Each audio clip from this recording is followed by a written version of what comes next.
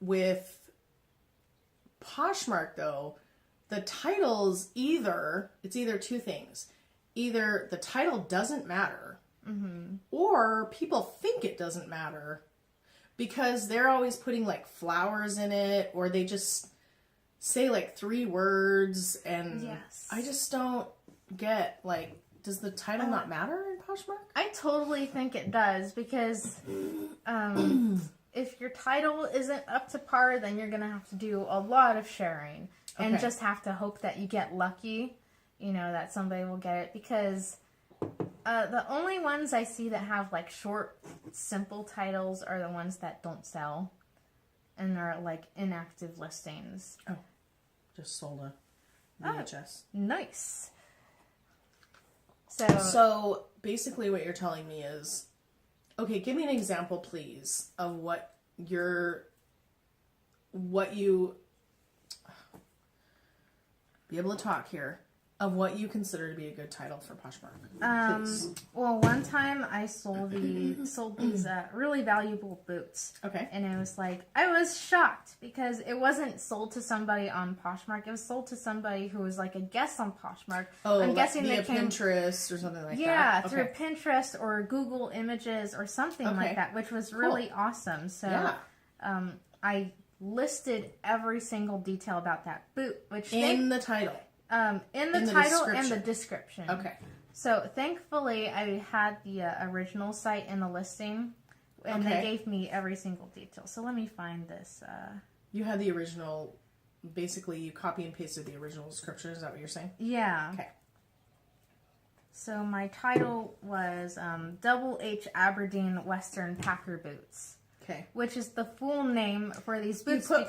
You put a check mark or whatever. Oh, you put a star, then you put price drop, and then you put Double H Aberdeen Western Packer Boots. Yeah, whenever I update a listing to like a price drop, I put in big caps. So that sometimes people who've been watching it or something. Yeah, because sometimes it won't notify them. Okay. But if I put that there, then maybe they'll notice that something has changed. You feel like that price drop does not affect your ranking as far as, like, if I did that on eBay, if I had price drop as my first part of my listing, that's going to affect my ranking. Yeah. Because that's the first thing the computer is going to be like, dumb. I see. But this obviously doesn't matter. It's taking into account the entire thing. Because Poshmark and eBay are very different, I feel like. They are, definitely. Okay. I haven't noticed anything bad with putting price drop in the title. As long as you have all the details, and I kind of feel like the title and the description are equally important. Okay. Because I feel like they both come up, because, like, for instance, I'll be looking for a specific detail, like, for instance, I'll look for material percentages, and all these listings will come up. Really? Yeah, because so, like, it's just 50% cotton. Or... Yes, exactly. And it doesn't have to be in the title, it could just be in the description. And why are you looking for that? Oh, because I love polyester spandex mixes, because they're super comfy. Okay. So for leggings, for example. Yeah, or blouses and such. And also sometimes people will put tags, like you can put kawaii under one listing, and it doesn't have with a hashtag? No. Not a hashtag, just put it there, anywhere in the description, and it'll come up when you search for that word. Interesting. Yeah, I know, right? Okay. So putting as much detail as you can into the description is super important. Okay. You know, material, size. Like, I heard that with eBay, it's the same thing. Like, whatever you put in the title, you should put again in the description. Yeah. Sometimes it's good to just copy the title and put it in the description and then do your description. Yeah. Especially if it's an unusual thing that you feel like people are really going to, you know, because your title should be really descriptive on eBay as far as it should have all the main information. And then I feel like then the description is just a few more details, like maybe the measurements. I like to put, if it's clothing, I like to say, I might wear it with this. It would look really cute with this, because sometimes people have a hard time. They're like, it's really cute, but what would I wear it with? Yes. So then I like to do that. And then I always say, I put that I take a lot of pride in my packaging and that your item will come to you in a professional manner, because I feel like on eBay it has such a bad reputation. Like, sometimes you buy something on eBay and it's like they made an effort to package it in the most weird, disgusting way possible. Yes. Like how, what? You know? I am visualizing like all these Frankenstein really weird ways that people are packaged. And that's so weird considering you could get free clean boxes. Exactly. From the post It's office. bizarre. It's like that's what I'm saying. They make an effort to, I don't know. Just, so that's why I do put that in there, that I take pride in my packaging because I really do. And I want you to feel like you're getting a present. It's not overly fancy. I only use one piece of tissue paper, one little cute little heart thank you sticker that's like, you know. Yeah. I don't know. But it's folded nicely. It's clean. I put it, if I have these little clear bags, you know, that I then put it in just so it's like extra protection. You know what I'm saying? Yeah.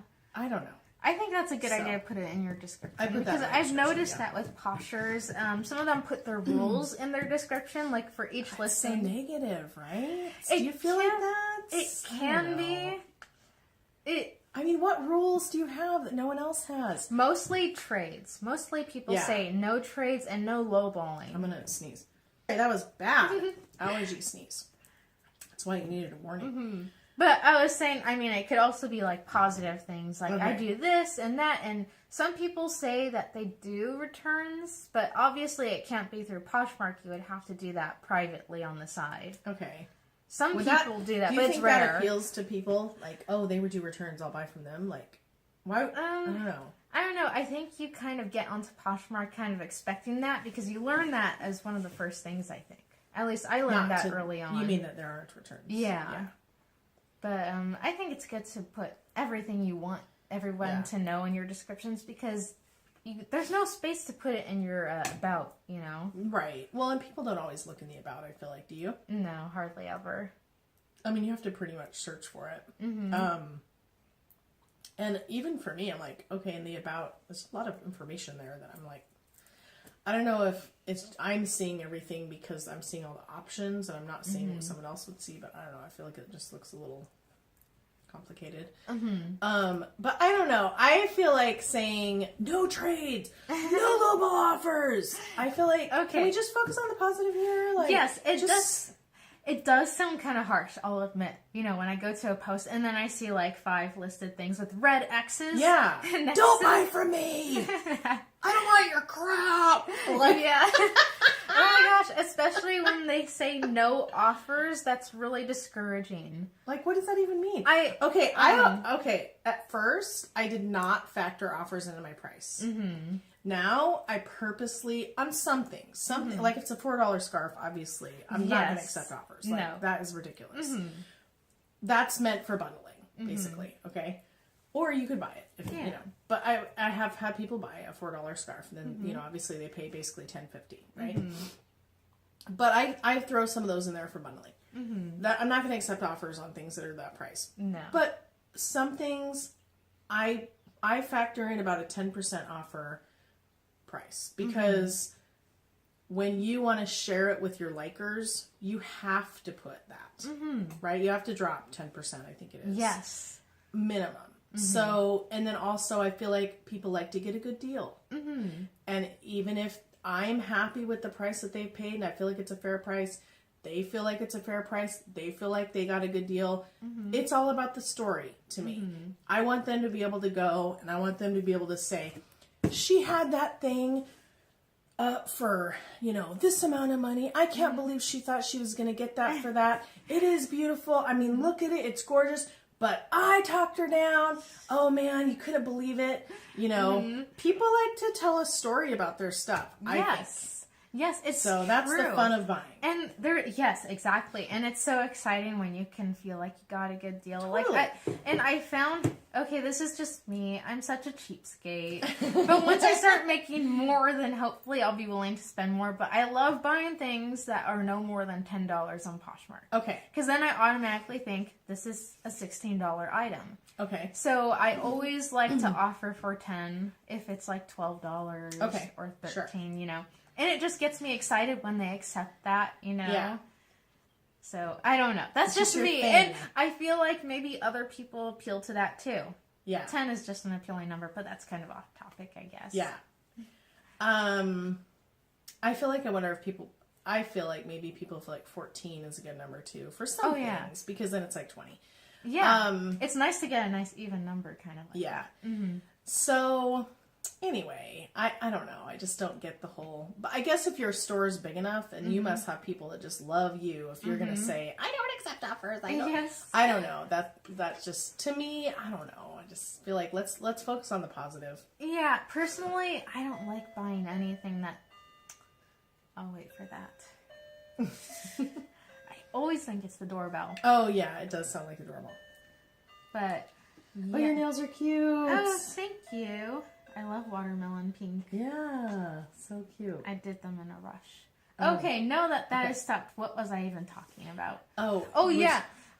No, I remember. Okay. That I don't even consider buying from a shop that says no offers, because I don't know, it kind of takes the fun out of it. Yeah.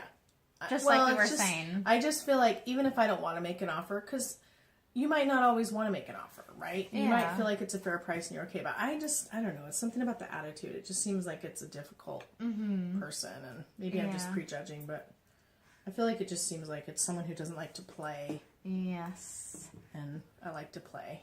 What? So. Thanks for watching.